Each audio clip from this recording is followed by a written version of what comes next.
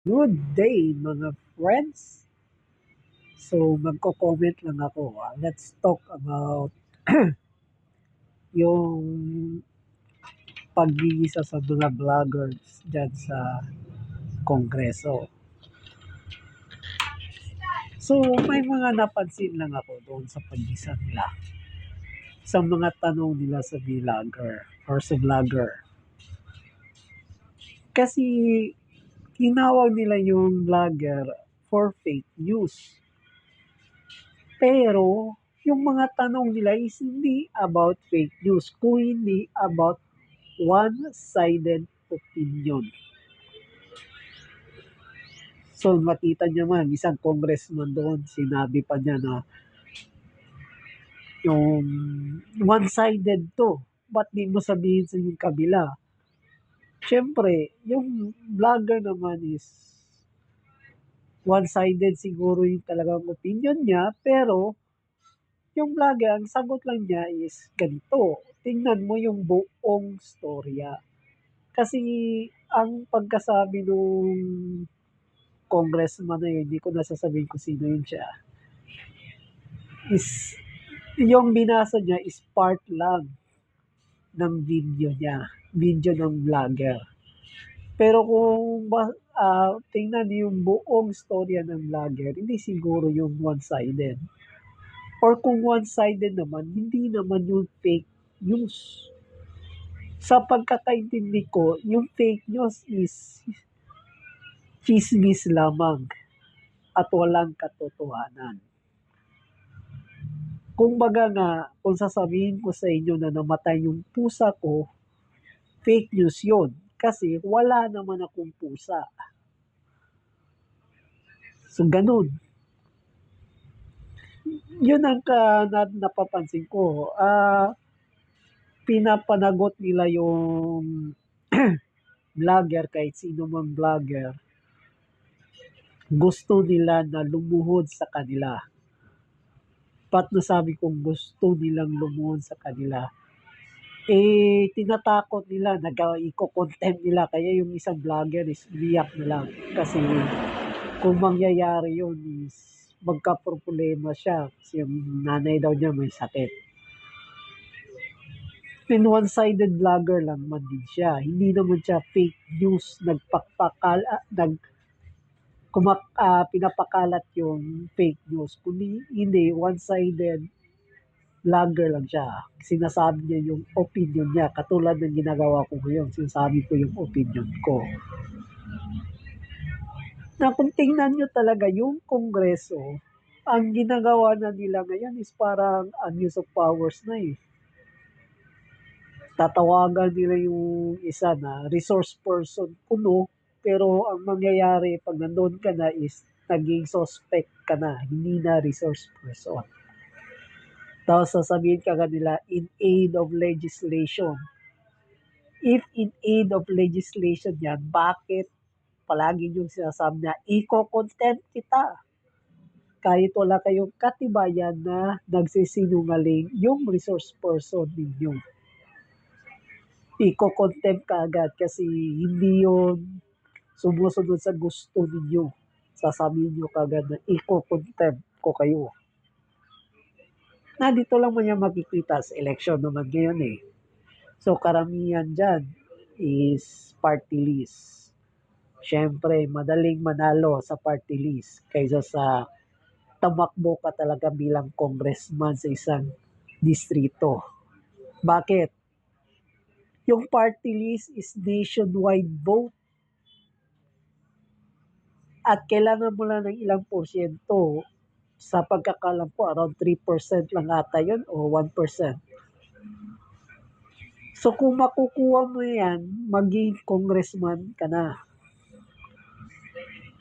So yan sila, karamihan dyan sa kanila is nasa party list. Naging congressman lang yan dahil 1% lang ng total vote yung kailangan nila. Hindi talaga yung majority vote sa isang lugar. So mas mahirap maging congressman ng isang distrito kaysa sa congressman na isa kang taga-party list. So, para sa mga voters naman, kung boboto kayo ng party list, siguraduhin nyo yung may nagawa at may magagawa pa. Hindi yung kasi ganito ako, kasi dito ako sa sektor. Kasi teacher ako, boboto ako ng teacher. Kasi sundalo ako, boboto ako sa sundalo. Hindi ganun. Kundi yung may nagawa talaga.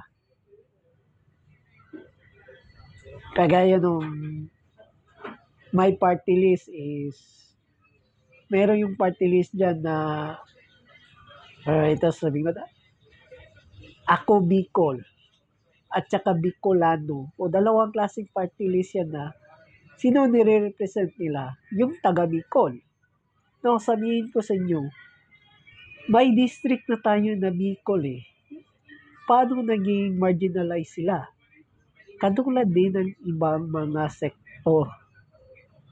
Yung iba, meron nga party list din dyan na tumakbo bilang congressman ng isang party list, pero sila mismo hindi nila naranasan yung party list na yon.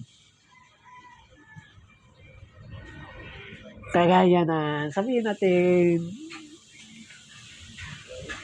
sabihin na lang natin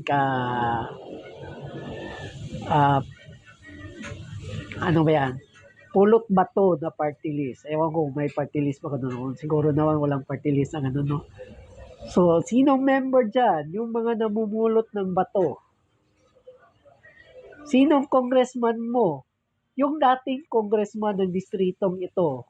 Pero ni minsan hindi naging pulot bato sa buhay nila.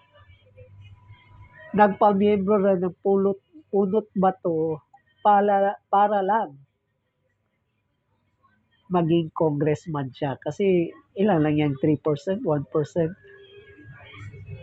So, ilan lang botong kailangan niya sa 80 million. Sabi natin, nasa 100 million tayong Pinoy. So, kailangan mo lang ng 1 million o 3 million. Nationwide yan. Hindi majority vote ang hinahanap mo, kundi porsyento lang ng percentage lang ng voters. Yun. So ngayon, naging congressman sila, so parang sino na. Doon, tumakbo sila, sabi nila yung party list nila is nilalabanan yung freedom of speech. Pero anong ginagawa nila ngayon? Ayaw nila ng freedom of speech. Ayun, yung one-sided ng mga vlogger, ayun, dinidiin nila at sinasabing fake news. Kasi kung sabihin naman natin about fake news, kung totoo fake news yan, pero naman tayong law na pwede mo kasuhan yung vlogger na yan na nagpapakalat ng fake news. So ano pang dapat mong gawin or batas para panglaban sa fake news? May cyber libel naman tayo. So kung totoong fake news yan, ipakita mo. Punta ka ng judiciary. File ka ng kaso. At makikita natin kung totoo bang fake news. Marami ng mga taga-media dyan na pinailan ng libel case. At napatunayan din ng miyembro ng media na yun na hindi sila dapat matakot sa libel case kasi totoo yung sinasabi nila. So yun lang, nadismaya talaga ako sa congressional hearing about fake news kasi yung fake news na tinawag nila ay one-sided news lang, hindi talaga tunay na fake news. Panoorin nyo yung congressional hearing na yun. Makikita nyo na one-sided news lang ang kanilang tinatalakay. Hindi talaga fake news. At galit sila kasi ang tinitiran ng vlogger na yun is sila mismo.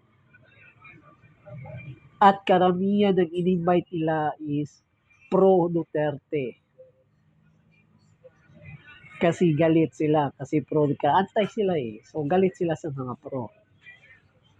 So, thank you for watching and comment down below kung tama ba ang sinasabi ko or meron ba kayong sarili ninyong opinion. So, don't forget to subscribe for more videos. Thank you. Politic. Think many before you talk. Ewan ko lang.